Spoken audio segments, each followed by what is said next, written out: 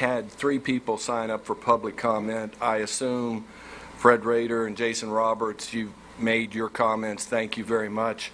We also have Tim Ross that has signed up to make a public comment. Good morning, Madam Chairman, members of the council. I'm Tim Ross. I'm from Charlestown, West Virginia, and drove over this week to speak with you some matters of concerns, give you some information, and ask for your help. I drove over last week too, but we had the emergency holiday. That's okay.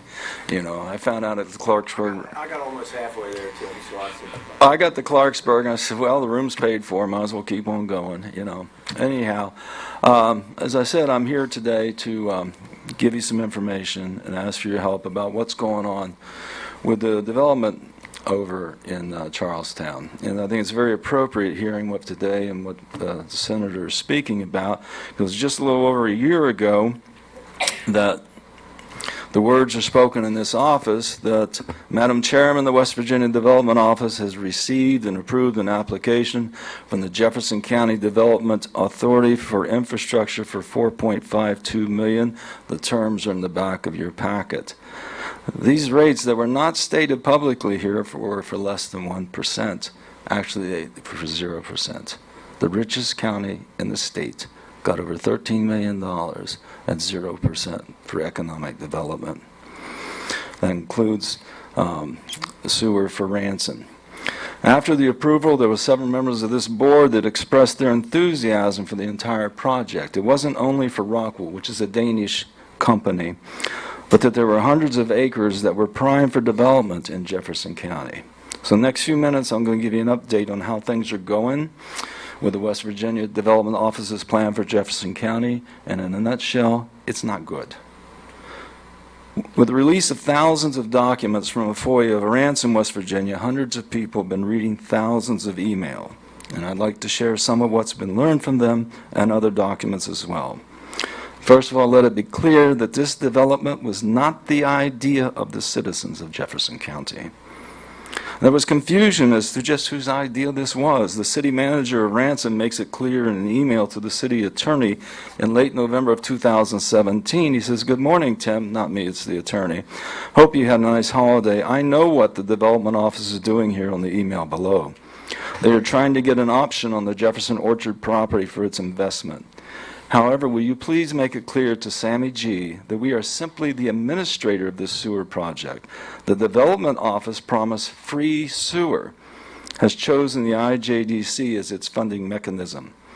But the city needs reimbursement for 100% of its costs, and we won't technically know that until the bids are open. This isn't the typical city-driven infrastructure project where the city is asking the IJDC for money. This is a development office project that the city is simply administering under alternate mainline extension rules. In talking to Todd Hooker, he knows this, but Sammy needs to know this." So here's the message from Mr. Hooker on the same day, and it was a week before you approved the funding. It's to Jeff, a local real estate broker handling the Jefferson Orchards land. "Attached is the cost estimate for the sewer extension to the Roxville plant. As you can see, the cost is about 50% higher than originally estimated. We think that we can shave around $1 million out of project planning contingency due to rules that the WVIJDC has. $1 million of the difference is that the tool design is located at the pump station to the eastern edge of the property versus adjacent to Roxville. We would love to go ahead and construct the pump station on the far east of the property because it makes sense." Well, here's the dilemma. The entire tract is owned by the Ralstons. I have no problem with this, but we must be sensitive to the fact that they are the primary beneficiaries going forward, and the state is investing heavily in the site with public funds. I would propose one of 2 things to remedy this situation: a cost share on the $1 million difference and put the pump station to the best spot from the beginning, or an agreement between your client, the Jefferson EDA, and the WVDO on pricing on the property going forward to ensure that the property is in a price point that is conducive to industrial and certain commercial activity. We understand that 100% of the property may have not been industrial, and we are okay with that. We just need a little help trying to justify the extra spend. Please share with Mark and let me know what you think. And how is this free sewer coming along? Well, this past summer, the Charlestown Utility Board took over the Ransom sewer line. Due diligence was carried out by CTUB and several lawyers, and the Charlestown City Council was told the transaction was debt-free. It was only a week or so ago, through our FOIA, that the council found out that they were taking on about $1 million of debt due to costs that Ranson incurred during the design phase. You see, instead of taking out an engineering loan, Ranson opened a $5 million line of credit with BB&T, planning on being reimbursed by the IJDC. At the time, Ranson was handling the bidding for the water line, sewer, and the road improvements, because there's road going on over there too. Here are a few emails that describe how that plant worked out. Now, John Stump stood up and took full responsibility for not making it clear to the city council that there was $1 million worth of debt, but he said he's not going to cover the $1 million. So Ransom will probably end up suing Charlestown for the $1 million. Who knows? So here's an email from Matt Piepenberg, works for Ransom, to Melanie Brick of Tool. He says, are you working on the pros and cons of why we should bid the Roxville sewer, water, and road as one bid? John Stump stated that the state is having real heartburn over it. This has never been done, and they need education. Another email from Matt on April 3rd. He says, Wayne, I mean Mr. Morgan, also told me as far as one bid contract, they, IJDC, don't not have an issue as long as it is legal. He said historically they like to do contracts that would attract small businesses. I'm gathering some information this week to hopefully pacify Lee for a while. Lee is Lee Snyder of JUI, also Snyder Environmental, also JK. Then from an August 20th email from Andy Blake to Jason Pizzatello of Spillman Law. Good evening, Jason. Originally, the city of Ransom was administering the water and sewer projects that are being funded by the IJDC. A couple of months ago, at the request of IJDC Bond Council, the sewer and water projects were bifurcated to Charlestown Utilities and JCDA as a financing mechanism for Jefferson Utilities. Therefore, Ransom has no control or authority over the water and sewer projects. Again, JUI is owned by Lee Snyder. Thrasher Engineering was then awarded the contract to handle the bid, and the lowest bidder was Snyder Environmental, owned by Lee Snyder of JUI. There are doubts that the 5G process was used.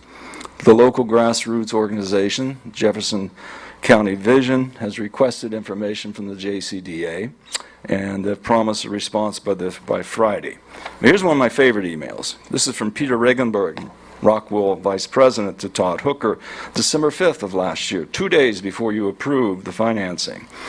There is one matter that Thrasher is struggling with. As you know, they have offered the road design, and Chad Riley, Vice President of Thrasher, contacted me today to see if there was anything I could do in this matter. I basically explained that the road was outside Rockwell's scope of this project, but promised to bring it forward to you. Chad committed that it would not influence the timeline of the project, whatever the outcome of the conversation. Mr. Hooker replied within the hour, the road design has been a hot topic. As you are aware, Thrasher had offered to design the road, for free, I will add. DOH has not begun a design of the road as a result of that promise, and if they pay for the design now, they will have to go through a procurement process that will negatively impact your schedule, and I assume that this is unacceptable. He said, I have offered that a portion of the design could possibly be handled out of the $2.2 million in site assistance being provided to your company if you are okay with it. If it is not acceptable, Thrasher will need to design it and live with the cost, or we are faced with a major delay. He goes on, we have committed around 40% more to the water and sewer than we anticipated, and have done so willingly. We do have limits to what we can do. So currently, the Charlestown City Council isn't even going to talk about the bonds for the sewer project until early January. The bonds may never come up for vote. There's also an issue with the NPDES permit submitted by the CTUB containing erroneous data. And as far as I know, the funding commitment from IJDC runs out this week, and Charlestown has never seen any funding documents from the IJDC. The commitment to the JCDA for the water line runs out too, unless arrangements have been made behind the scenes. I haven't seen anything in any of the videos. If there has been any other commitments, I'd like to know about it. In the second week of November, 12 members of the JCDA resigned at the exact same time. There's only 8 members at this time. and we believe that Rockwell has entered into a private agreement with JUI to provide water to their site. If this is true, this unilaterally abrogates the MOU and water use agreement. And Rockwell says they need the sewer by August of 2019 to stay on schedule. If they don't get it, they have to come up with another plan, and I don't think that's going to be very pretty. Now, Jefferson County Vision has had to sue the JCDA to give them the FOIAs. They requested FOIA, JCDA won't give them. They've hired a Charleston law firm to make sure that they can keep the facts from the people of Jefferson County. Now, we found out what was going on this summer, and we rose up in anger and disgust. We changed the makeup of our county commission at the ballot box and elected 2 anti-Rockwell state delegates. And Rockwell has not taken this lightly. They threatened our county commissioners with up to $100 million in lawsuits for their losses. 2 months later, they told our utility board in another threatening letter that their sunk costs were $30 million. They are demanding that the sewer bonds be passed. So I'm here today to make sure you know what's going on, and that we are finding out more damning information about this situation every day. There are over 11,000 of us who are participating in opposition activities to the plant, and we are researching the hundreds of thousands of pages, 200,000 pages received from the ransom FOIA.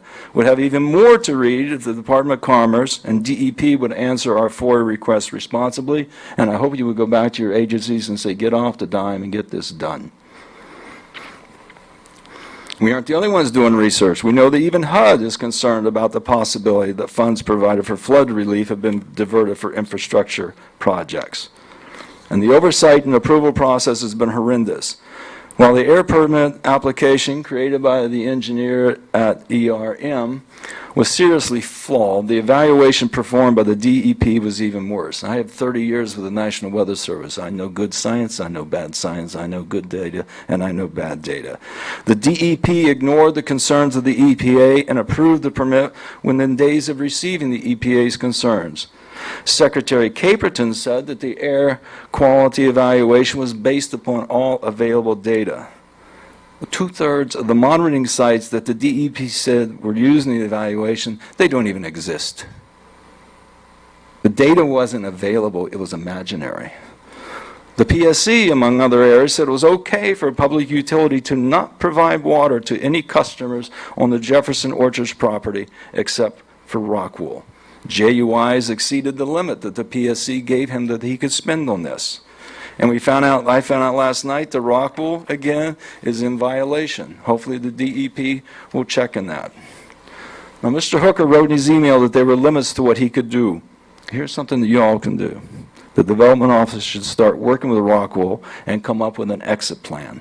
Rockwell said there were 10 other locations that wanted them to come there. So please help them to go to one of them. They are threatening our water, our air, and our vibrant economy. The actions of the WVDO and this council have created an untenable situation in Jefferson County. I've only been able to touch on a few of the aspects, but there should be enough to convince you that something is not right with this entire endeavor. If anyone comes to you seeking ways to continue this travesty, please reject them. Help Rockwell find another home and help us save ours. And again, I urge you to go back to your agencies and answer these people's questions. They are citizens of West Virginia. They have the right to know what's going on with their money. If anyone has any questions, I'd be glad to answer them. Otherwise, I'll head home. Okay. I don't believe we have any questions. Thank you. Okay. Well, thank you all very much for your time. Okay, do we have anything else that should come before the board this morning?